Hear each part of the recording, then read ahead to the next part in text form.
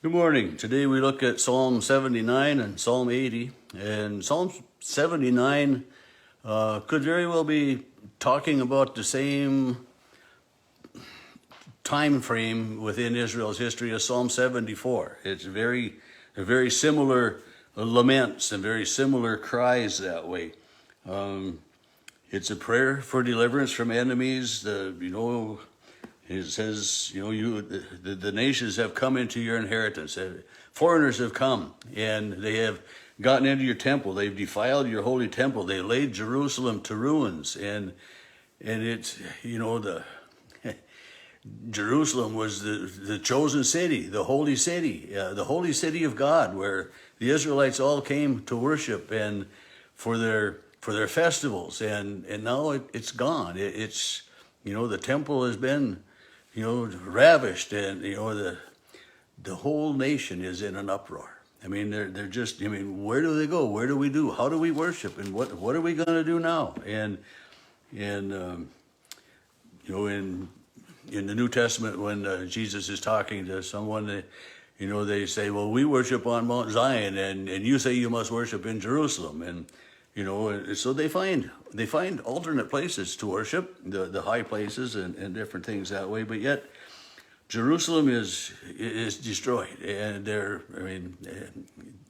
just don't know what to do.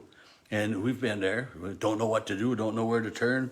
We've become a taunt to our neighbors, mocked and derided by all of those around us.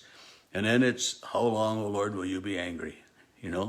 And why is God angry? Because the Israelites haven't followed him, because the Israelites have begun to worship false gods, because the Israelites have forgotten who God is. Pour out your nations upon the nations that don't know you, or pour out your anger upon the nations that don't know you. I mean, you chose us to be your people, but they fell so short of being the light to the other nations. And, they were, rather than being the nation of influence, they were the nation being influenced. And in our society today, we have people that are known just as influencers. Or they're living on their daddy's money or someone else's fame, and they're trying to, they influence so much, and they get looked up to. And why? I mean, I don't understand it. I don't understand why people want to be like someone like. I mean, to be rich. I mean, yeah, I can understand why somebody wants to be rich, but some of the things these influencers do isn't good. And so God had chosen Israel to be the light to the other nations, so that the other nations would come to know him as God as well. And the Israelites failed miserably in that. Many times they were faithful, and at times they were good influences and good examples as well. But it's just these foreigners, these enemies have devoured us. They've overtaken us. They've overcome us. And then, verse 8, do not remember against us the iniquities of our ancestors.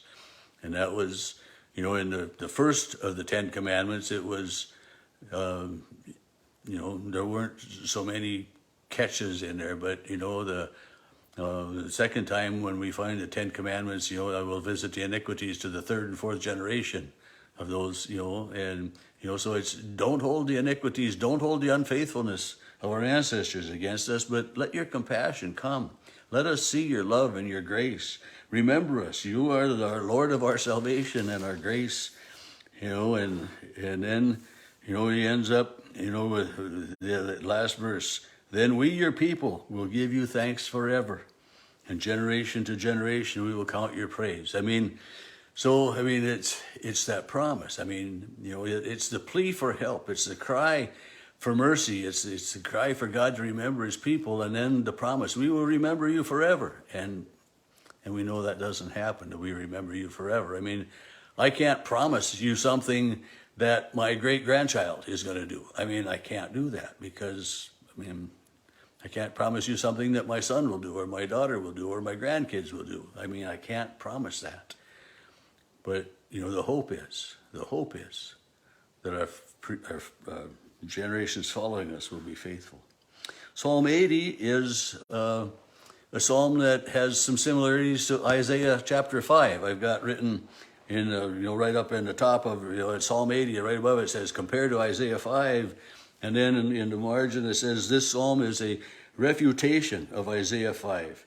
Each accuses the other and asks why, and it's and it says it's Isaiah 5 1 through 7, and I looked a little bit at it, and I didn't have as much time when I got out here this morning to look at it as I would like to have, but there are times when it seems like one Bible writer kind of argues with the other one, or they tell things from a different perspective.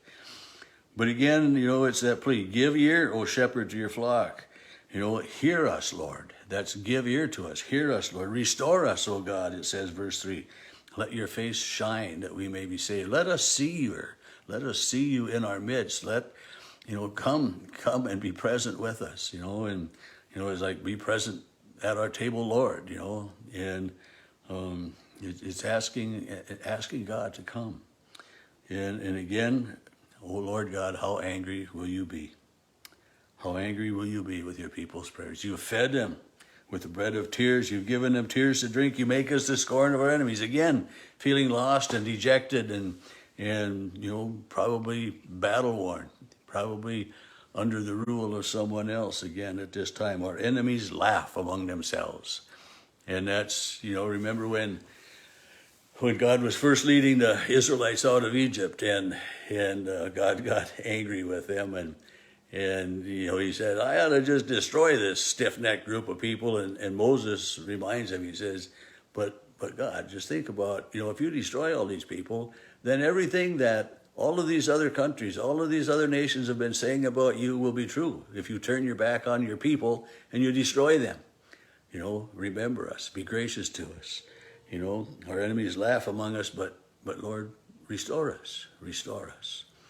And, again, bring us back to that place of prominence. But in order to do that, the Israelites had to first turn back to God, and so Asaph, the writer of this psalm, is one of those that is trying to lead the people back to a relationship with God.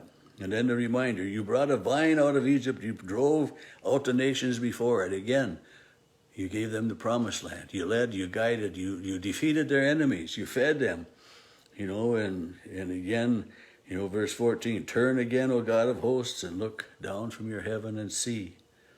Have regard for this vine, these people. Have regard for your people. He's not talking about a plant growing out in the wilderness somewhere. He's talking about the Israelites. He's talking about you and me. Asking for God to remember us, to see us, have regard for us. You remember that he says, the stock that your right hand planted, I have chosen you. And in Jeremiah 31, when we get there, that God says, I will put my word in their heart. No one will need to teach them, because they will know, because I will place my word upon their hearts and they will know me. And here this is the stock that has been planted. God chose the Israelites, and God has put his knowledge within them, and the knowledge of good and evil, yet they turn away from him. Verse 17, but let your hand be upon the one at your right hand, the one you made strong for yourself. Again, you chose Israel. Let your hand lead them and guide them. Be their protector, be their might, be their force, be their God, and see to them and come to them. And then again, verse 18 and 18 is the promise. Then we will never turn back from you. Give us life, and we will call on your name. We will never turn back away from you. We'll never ever sin again, and we'll never do that again, right? Yeah, well, that's the way it goes. But then verse 19 again, the plea. Restore us, O God of hosts. Let your face shine. Restore us, forgive us, renew us, give us strength for each day. This is our prayer that we need to say every day. God, give me strength, to lead me and guide me through this day as you have all of the days of my life. Be with me. Help me to be gracious. Help me to be loving. Help me to break out of my sin, and help me to break out of my bad habits, and, lead me, guide me, restore me. Create in me a clean heart, O God, basically. So may God lead and guide you, and may you know his love.